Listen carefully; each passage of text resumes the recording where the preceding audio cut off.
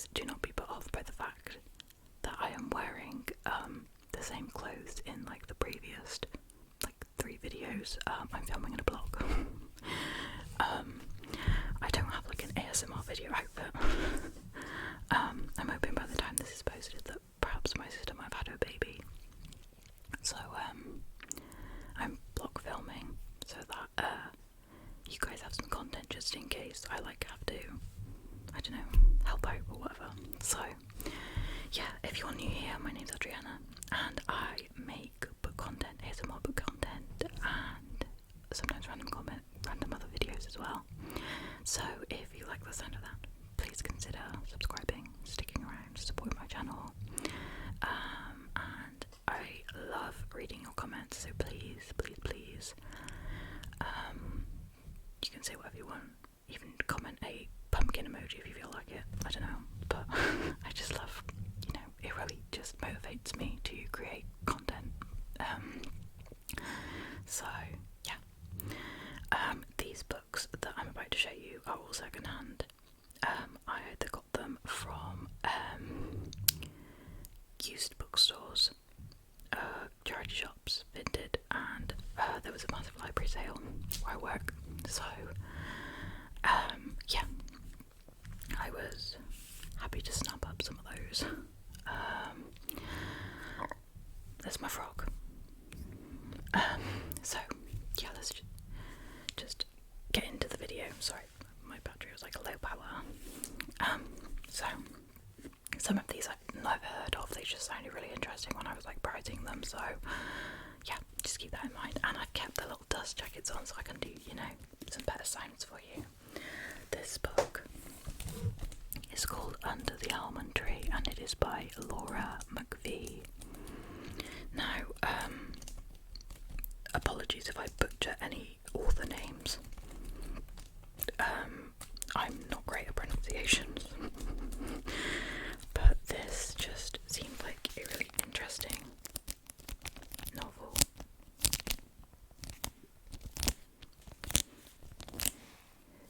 And the cover's really interesting as well. I am just double checking that you cannot see which library it is that I will hide the barcode if for some reason that gives it away.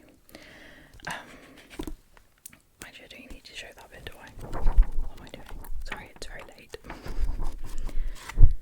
Okay, so this is a historical fiction book, and it says 15-year-old Samar and her family are refugees fleeing the conflict in Afghanistan in the 1990s after the Russians, then the Taliban, turned their lives inside out. They are aboard the Trans-Siberian Express as it travels across Russia towards an uncertain future. With the help of Napoleon, the ticket collector, a copy of Anna Karenina and her family, Samar, the family storyteller, narrates the story of their epic journey away from their happy life in Kabul and everything they have ever known. But as Samar's tale unfolds and the secrets of the family are unearthed, we slowly discover that the truth is both more devastating and more full of hope than we could ever have imagined. Under the Almond Tree is the story of the catastrophic effects of war and displacement. It is a story of how we keep the truth from those we love and even from ourselves, to hold on to the beliefs which underpin our lives. It's also a story of extraordinary resilience and courage in a turbulent world where nothing can be relied upon but anything is possible. I think it's especially important to read books about war and displacement at the moment. I think, a lot of us are very lucky to never have experienced the horrors that a lot of people are experiencing right now. And yeah, it can make you feel very helpless just seeing what's going on. So yeah, I just want to, obviously this isn't about the current conflict, but I love to hear other people's stories as much as I can, and educate myself on the things or parts of history, parts of the world or cultures that I may not be familiar with. I'm always interested in learning new things. So yeah, this sounds like a really interesting and impactful story. So I picked that one up from the library sale. This one is also from the library sale.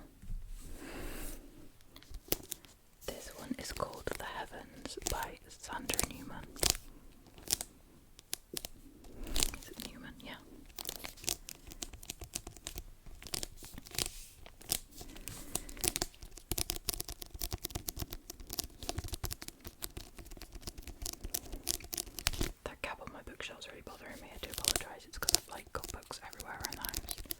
I'm in the process of reorganising my bookshelves. This one says, a story of love complicated by time travel. New York, 2000. Kate and Ben meet at a party and immediately fall in love. It is the first year of the new millennium, the first year without a war anywhere in the world.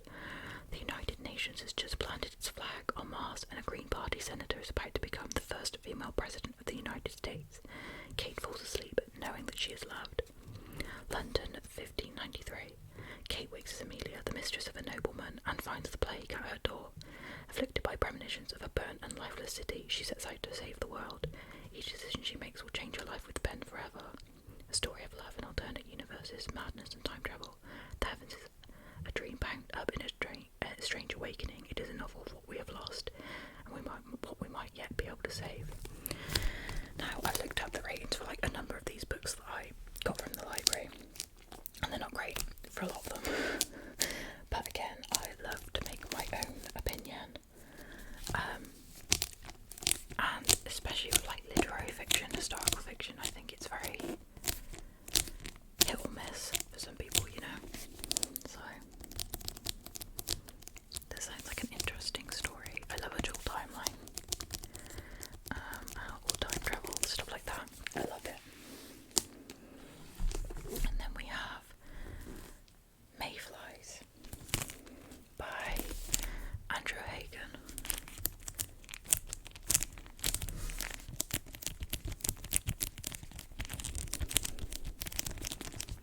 I got these books for 25p each, like, just saying.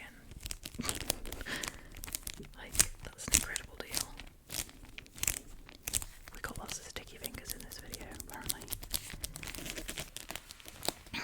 I haven't done any tracing. Mayflies. I don't think you can even see me tracing that. By Andrew Hagen.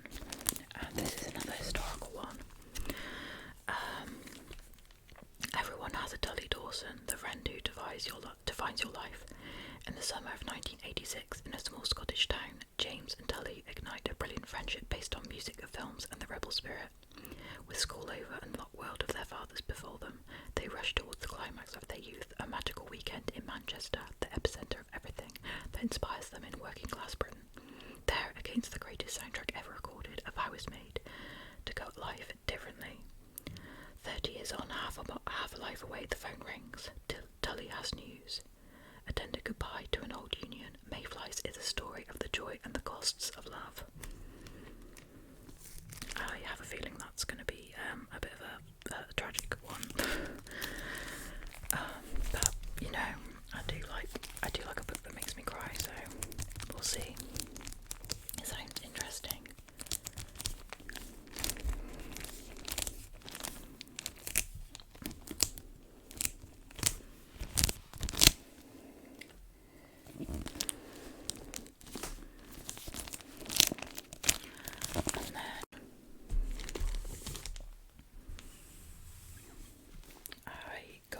This one doesn't have a dust jacket on it, or like a dust cover. This is called Aria by Nazanin Ozar, and this is another historical book. I saw a few reviews that said like the history was really inaccurate, so I'm not sure about that, but I still want to give the book a go, and just, yeah. This one says 1950s Tehran. I'm probably butchering that, by the way, I'm really sorry. In an alleyway, an abandoned baby cries into the night, attracting the attention of the young man who will save her. And so begins the story of Aria, an orphan girl who comes of age on the volatile streets. As Aria grows, she is torn between three women fated to mother her: the harsh wife of the man who rescued her, a wealthy widow who offers her refuge but cannot offer her love, and the mysterious Mary whose secrets will shatter everything. Aria thought she knew about herself, and then, just as the political turmoil in the country deepens, Aria falls in love with a boy caught on the wrong side of the revolution. It's blurbed by Margaret Atwood, so she said, a sweeping saga about the Iranian Revolution as it explodes. I mean, I love the cover of this as well.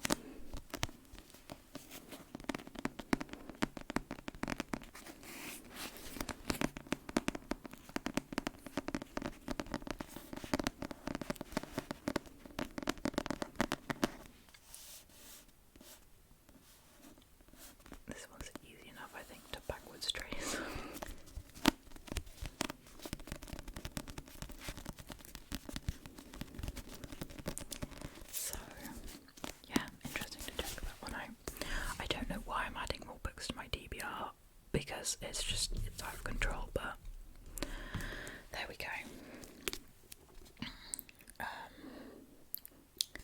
Sorry, I did another blank out. I put my stomach. Sorry if you can hear my stomach. I do this thing sometimes where I just like blank out, especially when I'm tired. I just blank out. This book is called The Burning Girl by Claire Masood. And I love the cover of this one.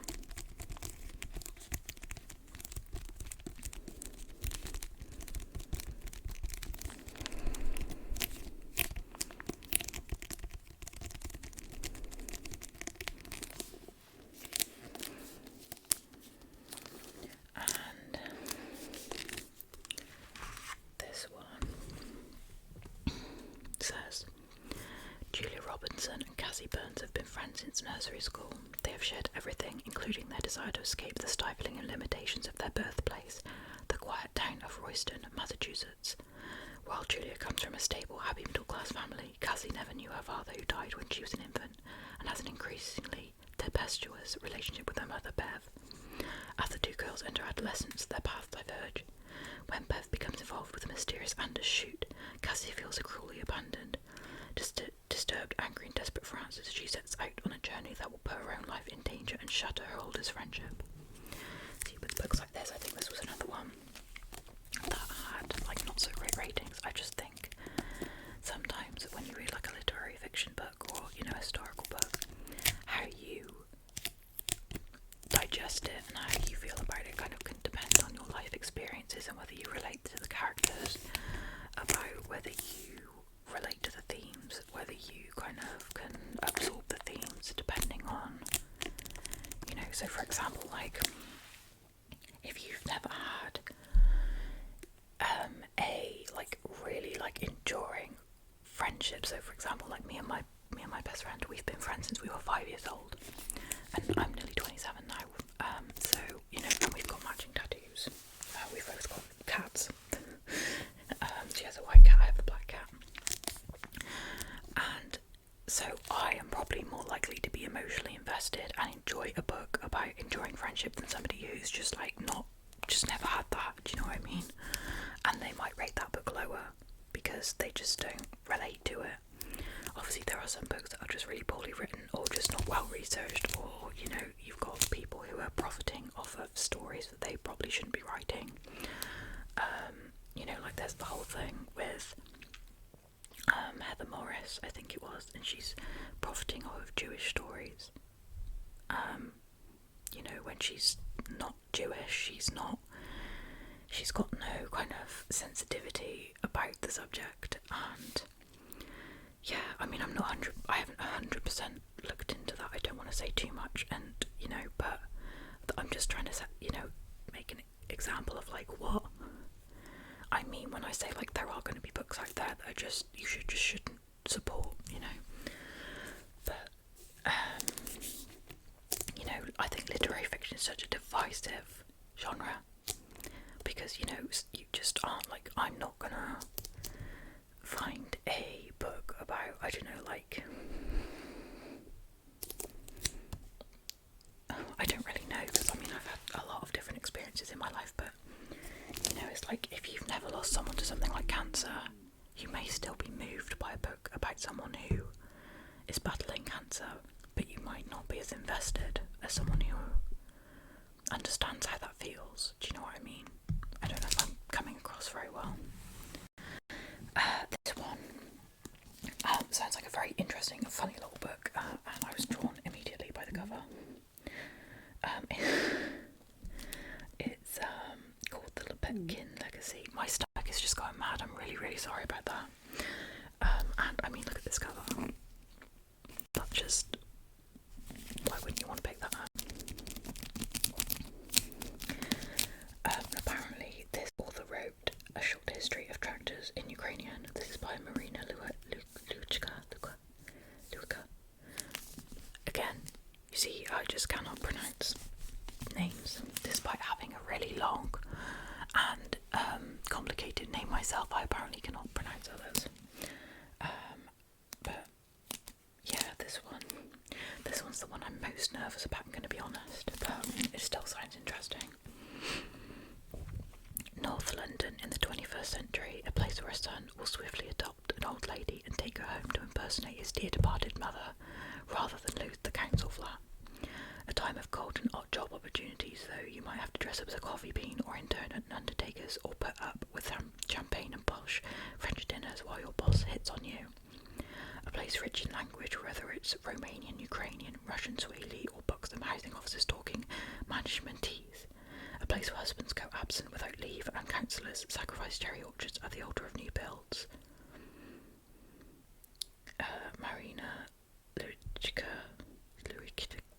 I'm so sorry, tells a new, funny, brilliant story of life, love, death, and the perils of not being George Clooney in the modern world. I mean, it's one of those synopses that doesn't really tell you much. It just sounds interesting. It was enough to intrigue me, so I suppose it did its job. But yeah.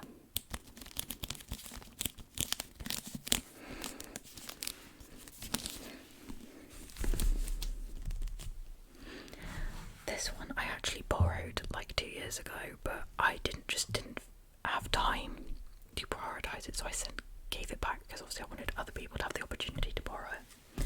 But it's such a beautiful cover, and I really wanted to give it another go because I just didn't gel with it at first. This is Build Your House Around My Body by Violet Cooper-Smith. This is the last one that I got in the library sale. But look at this cover, isn't that stunning? Oh, I love it. Build your house around my body. I just love it.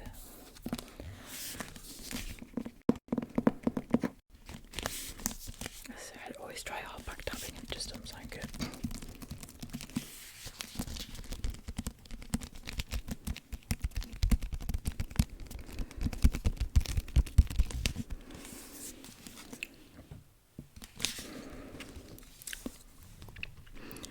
Two young women go missing decades apart. Both are fearless, both are lost, and both will have their revenge. In 1986, the teenage daughter of a wealthy Vietnamese family gets lost in an abandoned rubber plantation and is forever changed. 25 years later, a young, unhappy Vietnamese-American woman vanishes from her new home in Saigon without a trace. It soon becomes clear that the fates of these two women are inescapably linked, bound together by past generations, by ghosts and ancestors, and by the history of possessed bodies and possessed lands. Part puzzle, part ghost story, part revenge tale, and spanning a century of Vietnamese history and folklore, this spellbinding novel sweeps us through the sweaty nightclubs of Saigon to sizzling back alley streetcars, colonial mansions, and haunted forests. I mean, that sounds interesting, does it not? I love books about like people who are connected through history. Like that's one of the reasons I loved the book Wayward by Amelia Hart. Just how, because I love to feel connected to my ancestors. So yeah. So that was all the books that I got at the library sale today. So I'm just organising all of this. And then at the charity shop, the first book that I featured actually in my ASMR book type video is Pachinko, which I've been wanting to read for ages. Quite a chunky book, not too bad, but how many pages is it? Oh, it's over 500 pages, so yeah, it's quite chunky. I love this cover.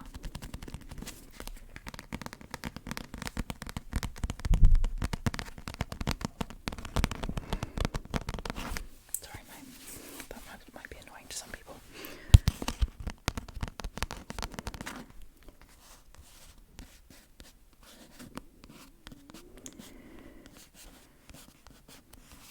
Pachinko by Min Jin Lee.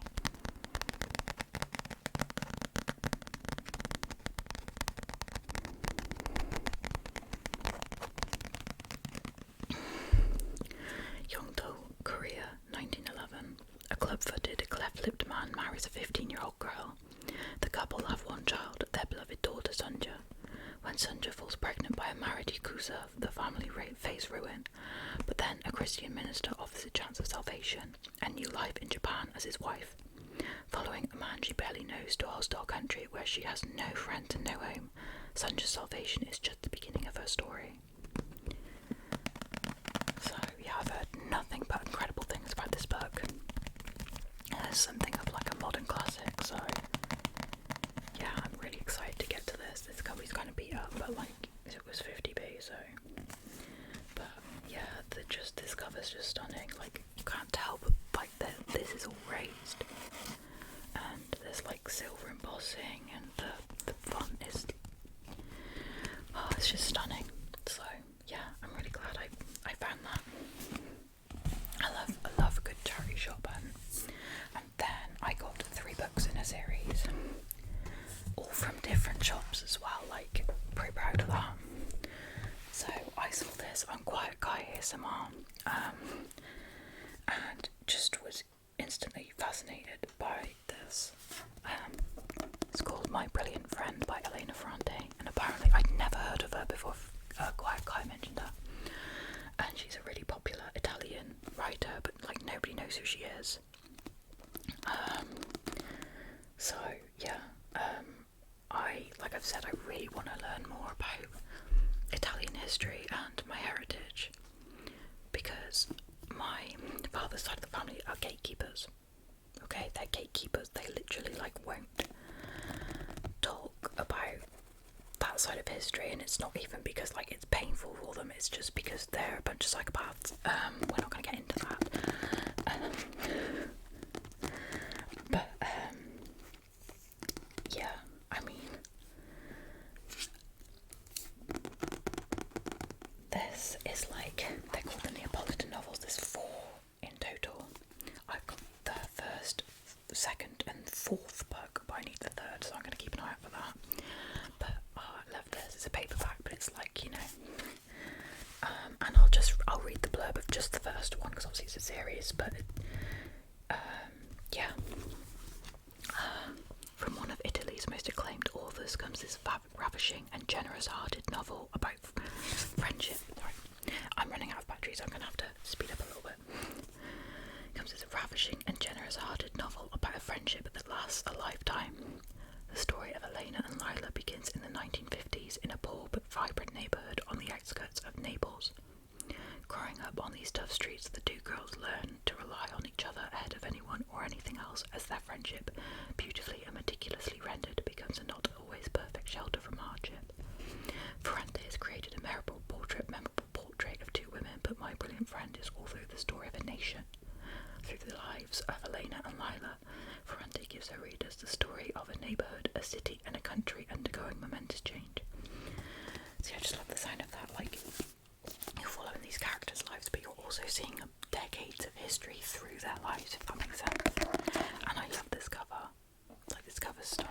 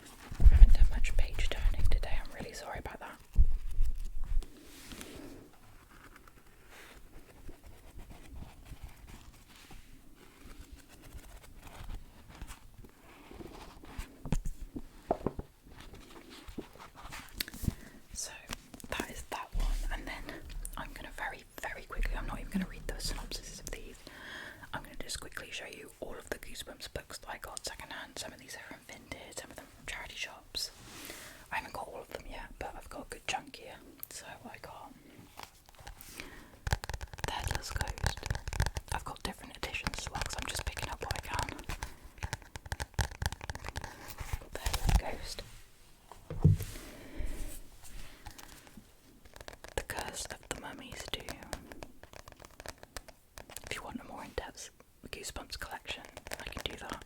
I'm quite happy to do that.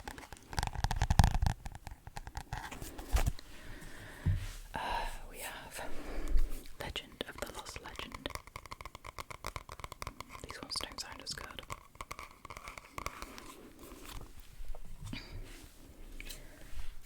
The Beast from the East. That one's okay.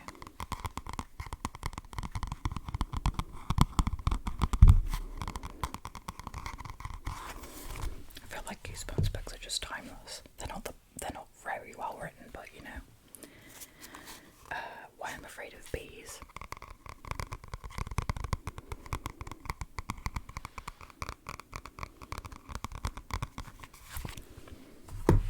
This is when we go into some different editions. My Hairiest Adventure. These were the covers that I grew up with. I had a few of the other ones, which I'll show you in a minute, but I had mostly these covers. We have Deep Trouble. This one's a bit damaged, but I got them second hand for like 50p, so can't complain. I got the Werewolf of Fever Swamp.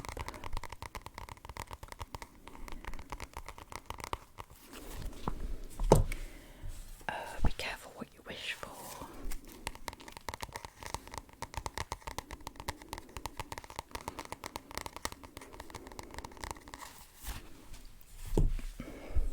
How I Got My Shrunken Head.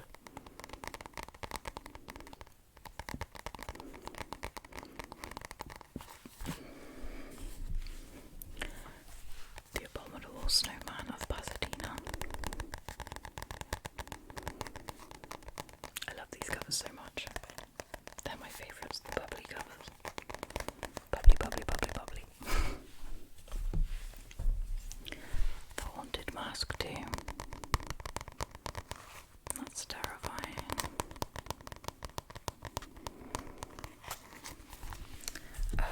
Revenge of the Lawn Gnomes. These titles are just really something, aren't they? If you read the Goosebumps books growing up, or if you've just read them, please tell me what your favourite Goosebumps book is. Mine is Welcome to Dead House, and I love the Night of the Living Dummy ones as well, but the third Night of the Living Dummy is my favourite, which we'll see that in a minute. The Horror at Camp Chili Jam. This cover's terrifying.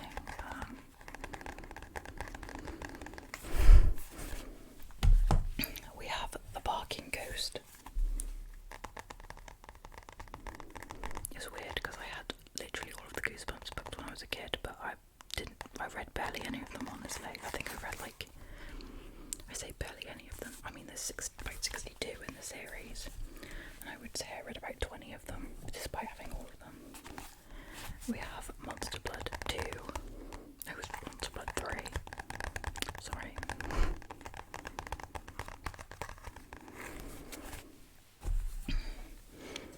We have Welcome to Dead House, which I've annotated, you know, because this is just a work of art. My favourite one. I used to find this cover so creepy because there's like a dude werewolf thing in the window there, but it's not about werewolves, so I'm not really sure what that's all about really. And then Night of the Living Dummy 3. I obviously put this out of order because we've got another bubbly cover. This was the first Goosebumps book I ever read, and I love it to this day. I need to reread it. We have Monster Blood, the OG Monster Blood.